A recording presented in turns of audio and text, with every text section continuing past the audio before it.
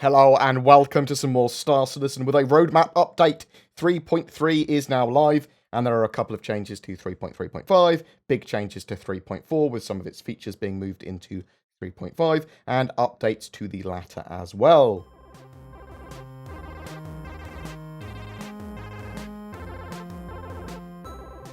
So, 3.3.5. The patch is currently in the Evocati test phase. There were a couple of pieces that got pushed from 3.3 to 3.3.5, the Virgil True Depth Pro armor, and the object container streaming, code conversion, and background spawning. So this should improve object container streaming once it goes live. Other than that, the patch contains Planet Hurston, the Lorville Landing Zone and City, as well as 2 new moons. This gameplay area includes new missions, biomes, extended FPS AI in those missions, new shops such as New Deal, a ship shop, a working train transit system, new HABs, crowds of NPCs, and more. Clover Star Neely, a new mission giver at Lorville as well. There's Hurston Dynamics clothing for purchase and NPCs to wear. Also, there is a ship rental specific store on Lorville, which I'm assuming is in 3.3.5, but it might be in 3.4's business district in the future, so bear that in mind. The star map will accommodate the new planet, Hurston, and the moons, obviously, with additional rest stops being there as well in between Crusader and Hurston. Points of interest there as well, because it's quite a distance between those areas. 3.4 has become 3.4 Lite now, and what I mean by that is basically they decided they want to get back with the quarterly schedule, get that back on track, so 3.4 is effectively staying within the 3.3 game branch, meaning that a variety of 3.4's features are now delayed until 3.5. 3.4 is now planned to include new mission giver, Wallace Klim at Levski, shipjacker armor sets, Lorville's business district, smooth locomotion improvements for characters, the Castek Arms Ravager 212 shotgun, revisions to the Joker, Sucker Punch, and Sawbuck repeater ship weapons, improvements to procedural city rendering performance, improvements to video comms, graphics performance, and enhancements to the visual presentation of that. Ships and vehicles wise, the Anvil Hawk Light Fighter Bounty Hunter ship, the 600i Touring module, the Freelancer variants Maxter and Miss, the Reliant Core improvements are also coming online with that.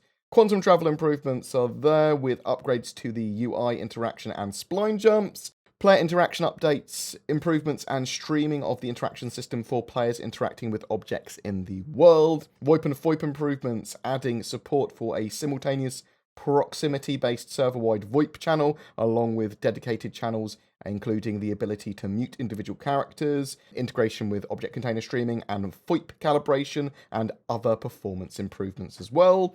Mission improvements, so we're going to have improvements to the variety of patrol missions currently available, as well as an implementation of patrol missions near Hurston. Scramble race improvements and bug fixes. They're extending delivery missions to use Hurston and its moons and further rest stops. Additional improvements and bug fixes there as well.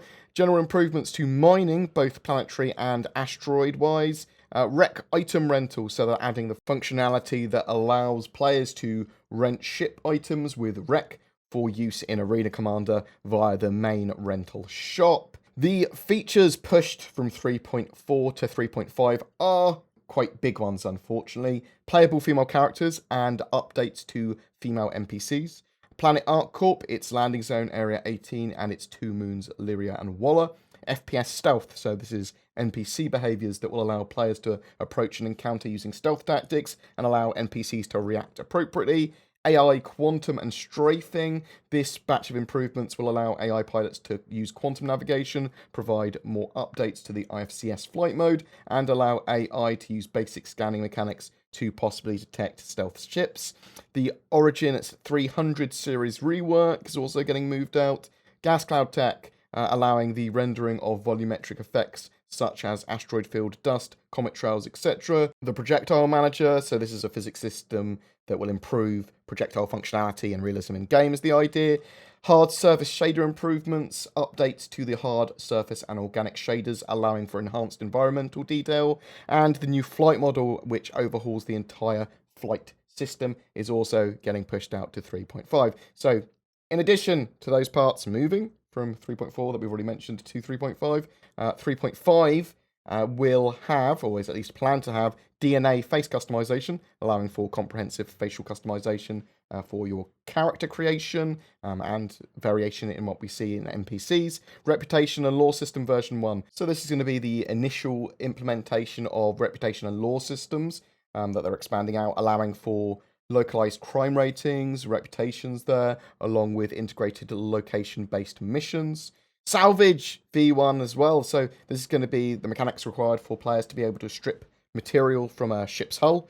This will also have the accommodation for players that are on foot or in a ship. Players will have to scan the environment to find salvageable debris. Once harvested, unrefined materials can be sold at a kiosk. So speaking escorts, so they're integrating quantum linking with the new escort beacons to improve combat assistance missions, so you can actually have your hired guns jump with you.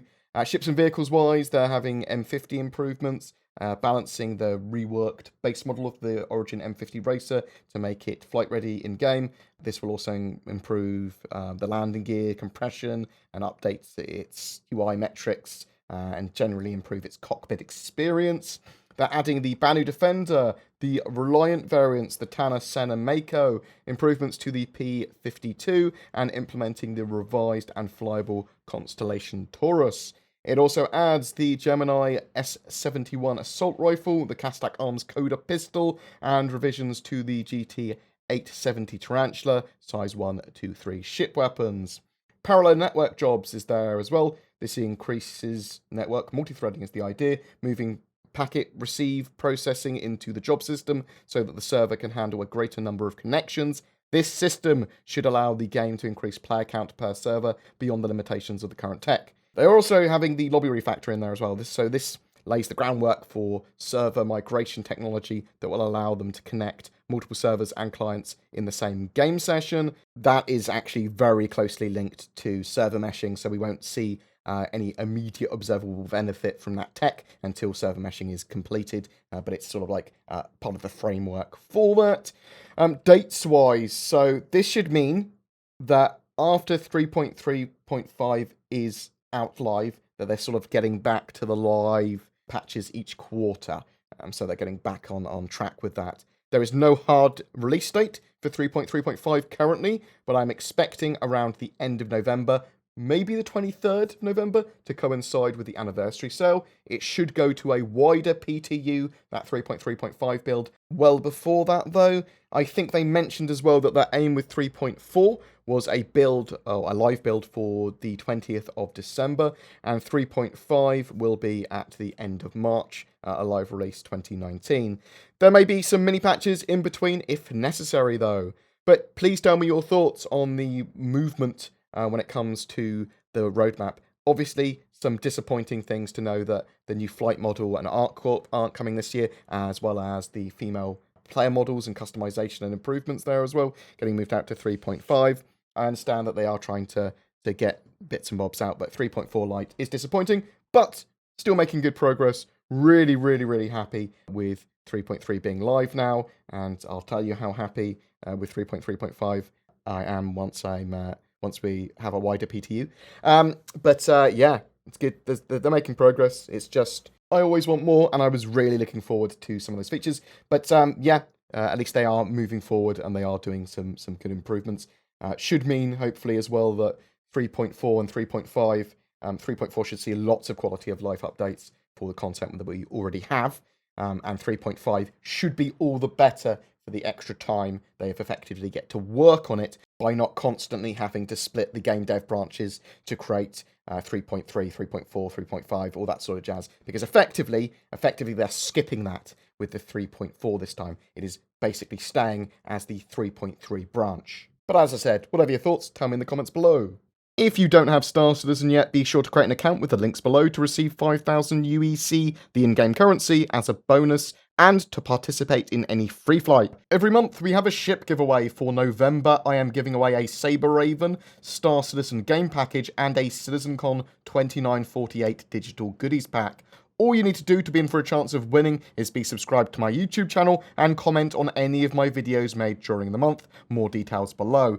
If you would like to further support the channel, the links to my Patreon and donations are down in the description below as well. If you are considering getting or upgrading your gaming PC for Star Citizen or any other game for that matter, instead consider the Shadow Cloud gaming service. It's a subscription-based service that leverages your internet connection to turn any appropriate device, whether it be an old PC, smartphone, tablet, and more, into a powerful Windows 10 gaming PC. It's been working well in the latest 3.3.0 PTU patch of Star Citizen. I'm going to try and maintain a best practices guide on my website as well. More information is available in the links below, and if you do decide to try it, use the code BoredGamer to get a discount. Thanks for watching, guys, and I'll see you in the verse.